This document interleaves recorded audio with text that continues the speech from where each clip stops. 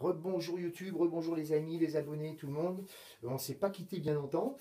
En plus, je reviens avec encore un Batman. Bah oui, c'est pas moi qui choisis, hein. Ça faisait un petit moment que j'avais commandé cette pièce-là, même bien avant la premium. Et bah, c'est elle qui est arrivée en même temps. Donc ça va être une petite semaine Batman. Mais enfin bon, on va pas trop s'éterniser. Là, je vous présente la boîte alors rapidement parce que je vais pas y revenir. La boîte Hot Toys, comme pour l'endosquelette, a un quart de chez Hot Toys que je vous avais déjà présenté, est vraiment magnifique avec une espèce de relief, bon évidemment que vous voyez là pour le personnage, le blason un quart, une espèce de patine en relief aussi sur le carton. Bon, encore une fois, je ne suis pas collectionneur de boîtes, mais enfin, il faut s'y aller, c'est vraiment une jolie boîte, hein. Et croyez-moi, dedans, il y a du bordel, il y a du bordel. Donc je vais faire une petite édition, donc rebonjour à tous, c'est Maximus, c'est parti pour la Dark Knight un quart de chez Hot Toys. On est parti pour la review. Alors la voilà, cette fameuse Dark Knight Rises, un quart de chez Hot Toys. Donc la première pièce, donc la deuxième qui est arrivée chez moi en un quart de chez Hot Toys.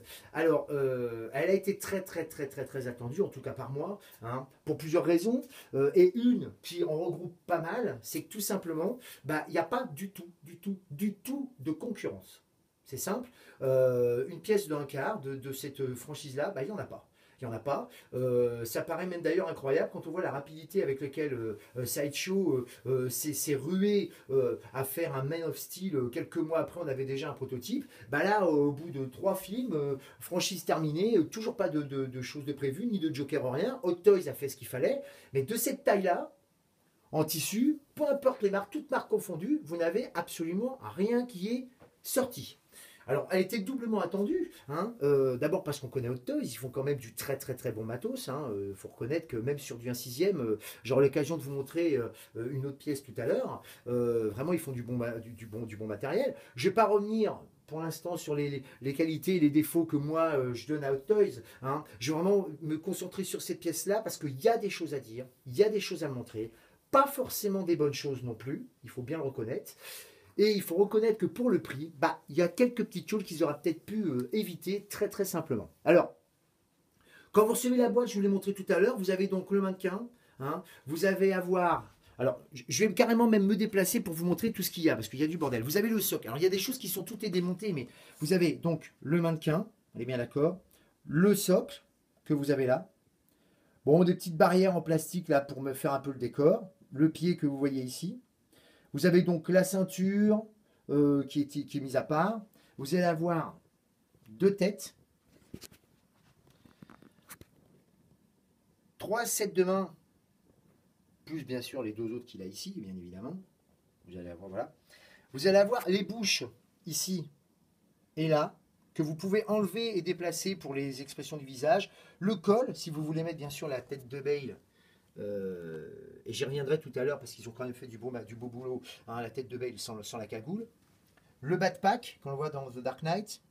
Quelques petits, alors 1 ou 2 pecs. Alors bon, par contre, ils ne sont pas foulés au niveau des pecs, hein. Bon, j'y reviendrai tout à l'heure pour les articulations et tout, mais c'est beaucoup mieux que ce qu'ils faisaient il y a quelques années. Mais bon, 2, c'est pas beaucoup. Une petite pièce qui vous aide à désolidariser vous voyez cette petite pince à épiler là, qui vous aide à désolidariser les bouches et à déplacer un peu le système purse. Pour ceux qui ne connaissent pas, j'expliquerai tout à l'heure. Le lanceur de mine que l'on voit dans The Dark Knight. Le MP Gun avec un petit light-up que je vais vous montrer immédiatement. Voilà, donc c'est toujours sympa. Bon, on voit pas longtemps dans le film, hein, c'est vrai, c'est dans The Dark Knight Rises à un moment donné dans la course-poursuite là au milieu du film. Bon voilà. Je ne les ai pas sortis, mais vous allez avoir ici l'espèce de petite perceuse. Vous voyez peut-être pas bien, je suis désolé. Voilà. Que vous avez dans The Dark Knight. Vous savez, quand il doit identifier l'empreinte de la balle dans le mur. Quelques petites ustensiles pour placer ces deux pièces-là. Voilà. Un jeu de batarangue qui sont en métal. C'est important de le souligner. Vous avez une mine. Et puis 2 petites pièces qui sont 2 petits grappins qui se mettent sur le grappling gun, voilà, vous avez l'attache, et un set de masques qui est celui de Bane, du Joker et de l'épouvantail. Alors l'épouvantail est franchement moche, hein, je vous le dis franchement, c'est carrément une pièce de plastique, vous voyez, regardez, c'est vraiment pas joli. Le Joker est plutôt pas mal, c'est une espèce de PVC, mais vraiment comme on fait les masques. Et alors, vous avez celle de, alors, bon, qui est assez précise, celle de Bane, qui est pas mal, qui est brisée à l'arrière. Alors, j'ai pas trop compris pourquoi. Vous voyez, je sais pas pourquoi. Bon, c'est pour le décor, hein, c'est pas pour les placer sur le personnage. Mais enfin, voilà. Donc, voilà. Je vais revenir en arrière. Et je vais vous montrer déjà en détail, enfin en détail, le plus précisément possible, deux choses.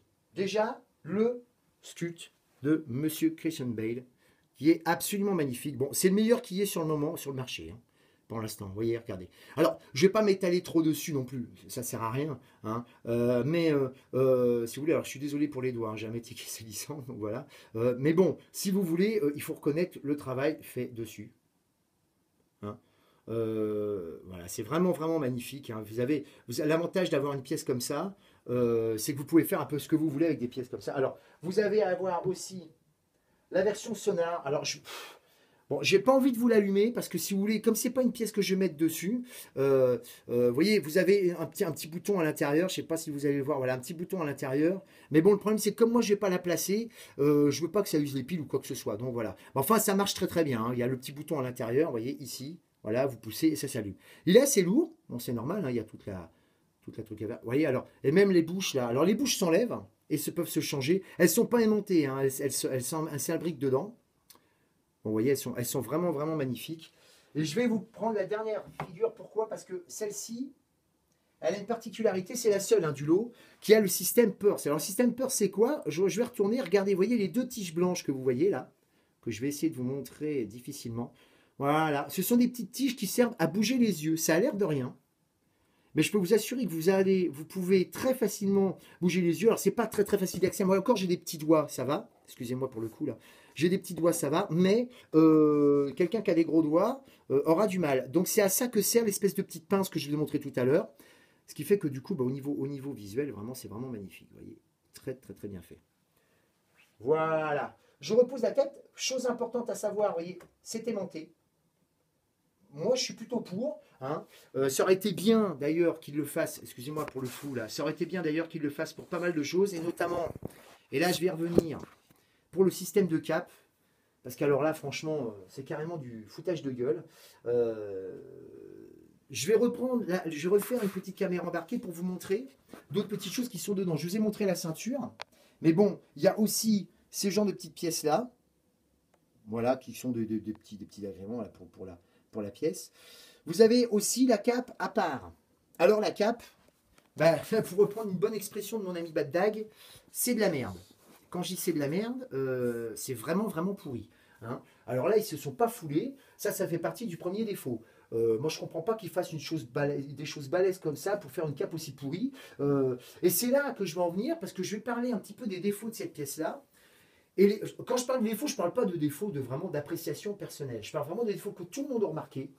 Et ils ont un point commun, tous ces défauts.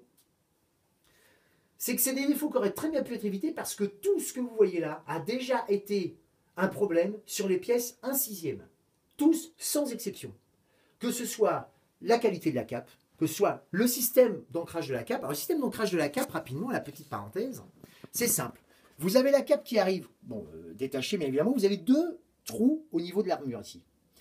Et vous avez au bout des capes deux espèces de clips qui sont censés être rentrés, qu'il faut rentrer là-dedans. Sauf que le clip est quand même extrêmement, on va dire pas extrêmement large, mais assez important. Je ne sais pas si je les ai gardés d'ailleurs. J'ai dû les garder. Je ne sais pas ce que j'en ai fait. J'aurais dû vous les montrer. Parce que bien évidemment, il faut les rentrer en force. Ce que personne, bien évidemment, ne veut faire. Hein, parce que, bon, bah, évidemment, le problème, c'est qu'on n'a que les petits trous. On pourrait penser que c'est facile à placer, mais pas du tout. Il y a une espèce de matière devant qui bouche, qui va obstruer l'entrée. Donc, on peut le placer, mais il faut vraiment pousser à mort dedans. Donc, on n'a qu'une peur, c'est sans vous parler de bousiller la pièce, c'est au moins de l'abîmer. Donc, bah, qu'est-ce que tout le monde fait? Bah, c'est simple. Soit ils se font une cape custom, déjà, ne serait-ce que pour rattraper la médiocrité du tissu. Hein, soit carrément, dans tous les cas, ils enlèvent carrément les pecs, les espèces de petits pecs, les espèces de petits points de plastique, et ils rentrent avec un petit outil dans la trou, et voyez, ça marche très bien. Donc, ils auraient très bien pu faire un système aimanté, je ne sais pas, parce que là, c'est franchement un truc, c'est vraiment n'importe quoi. Le deuxième problème que beaucoup ont remarqué, vous ne l'avez peut-être pas noté, mais je vais vous noter, je vais vous faire une petite caméra embarquée, c'est au niveau des genoux. Si vous regardez bien, ça se voit pas trop, hein, mais vous voyez là, quand même, il est pile au niveau du genou, mais là, pas du tout. Il est carrément de côté. Alors, c'est pas trop gênant parce qu'elle est articulée, on arrive à jouer dessus. Mais alors, qu'est-ce qui se passe? Bah, comme beaucoup de personnes l'ont remarqué, et je pense que les gens les plus érudits d'entre vous auront compris, comment ils font? Bah, ils ont la combinaison et ils collent certaines parties de plastique dessus. Le problème, c'est qu'ils les collent dessus quand la combinaison n'est pas sur le personnage. Donc, bah, du coup, bah, vous avez des pièces qui sont un petit peu mal placées. Et bon, je vous ai montré au niveau de l'articulation du genou, mais il n'y a pas que pour ça. Hein. C'est pareil, les plus détectives d'entre vous, et ceux qui connaissent vraiment bien l'armure, ça ne se voit pas forcément, mais il faut le savoir, il n'y a pas de jeu, ou très très peu, entre vous voyez, les pectoraux et les abdos. Alors, toutes ces pièces-là, il y a des méthodes pour rattraper ça. Je ne parle pas de la cape. Hein. La première méthode que l'on voit sur Internet, en dehors de démonter tout, ce qui est bien sûr évidemment quelque chose que je ne vous conseille vraiment pas, hein, c'est de forcer un peu, d'abaisser simplement les pectoraux. Vous tenez la pièce par là, ce qui marche, parce que moi je les avais un peu plus, je les avais beaucoup plus que ça, et vous voyez, c'est revenu. La deuxième chose, au niveau des genoux, c'est d'enlever les bottes, qui ne sont pas faites pour ça, donc allez-y délicatement, mais c'est un système de base, hein, normal, mais c'est pas fait pour ça à la base, quand même.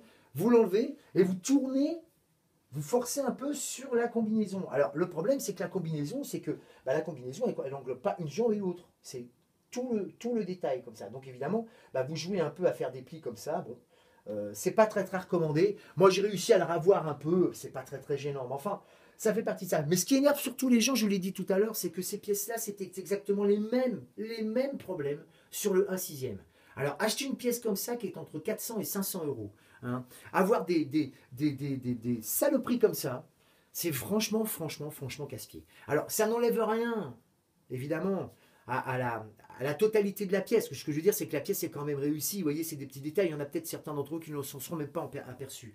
Mais quand même, je ne suis pas certain qu'Hot Toys m'écoute, mais franchement, qu'ils soignent leur boulot quand même. D'autant plus que ce qui est dingue, c'est qu'ils n'ont pas fait l'effort de vérifier tout ça, encore une fois, mais ils continuent à en fabriquer avec les mêmes erreurs.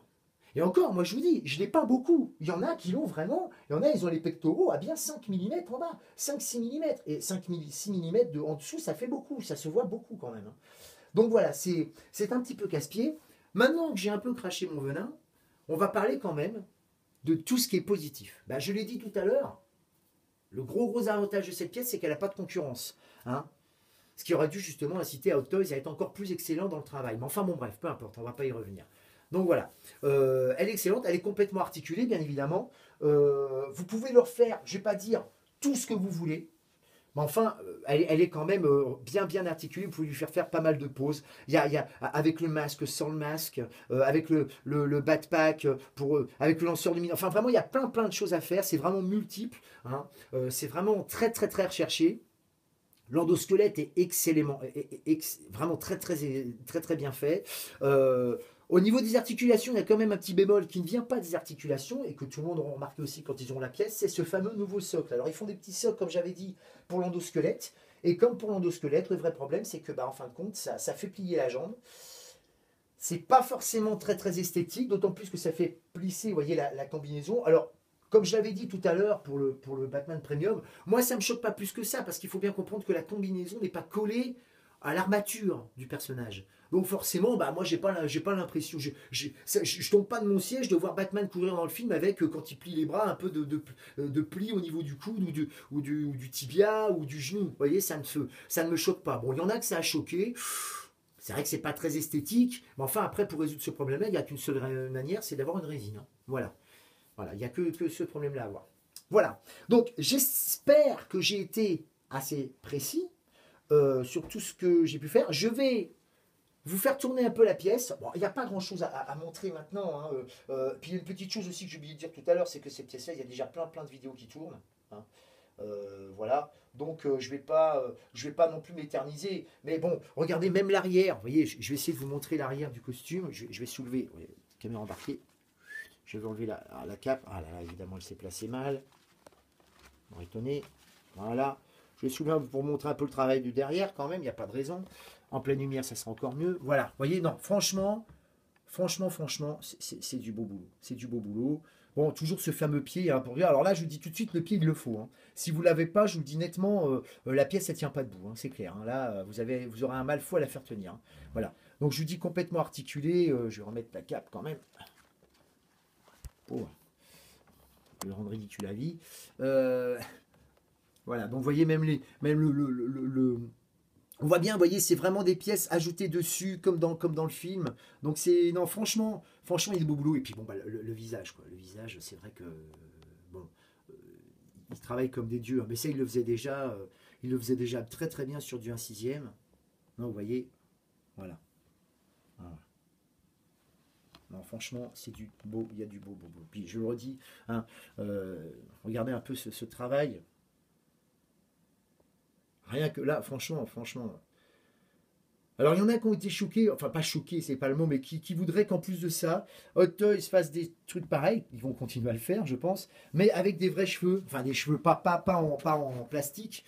Bon, je préfère, à la rigueur, si c'est pour faire des merdes, je préfère qu'ils évitent, hein, parce que là, franchement, bon, la pièce est quand même excellente. Alors, si je devais lui donner une note, ça serait du 9/10. Pareil que l'autre Batman, parce que les problèmes que vous avez là, il faut marquer, je voulais dire 8/10, mais ça serait quand même baisser la note pour quelques petites choses négatives qu'il faut noter, je suis tout à fait d'accord, mais il faut quand même aussi noter le travail qui a été fait et la volonté de vraiment bien faire d'Hot Toys, hein. Non, franchement, ça m'aurait embêté d'être méchant quand même à ce point-là. Mais un 9/10, tout en notant bien sûr les petits problèmes dont je vous ai parlé. Je vois pas ce que je pourrais vous dire de plus. Ah si, une petite parenthèse qui n'a rien à voir avec cette pièce-là. J'ai une personne qui est venue à la maison là il y a quelques temps et qui m'a expliqué que les vidéos étaient sympathiques, hein, mais que bah, je ne présentais pas assez bien les pièces. Alors, je n'ai pas du tout mal pris, hein.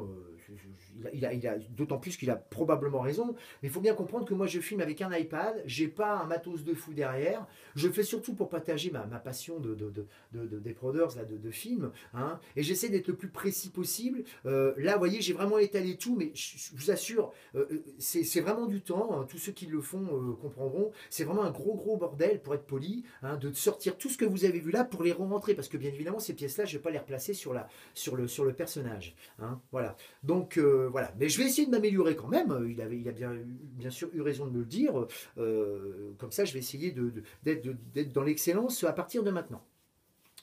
Voilà.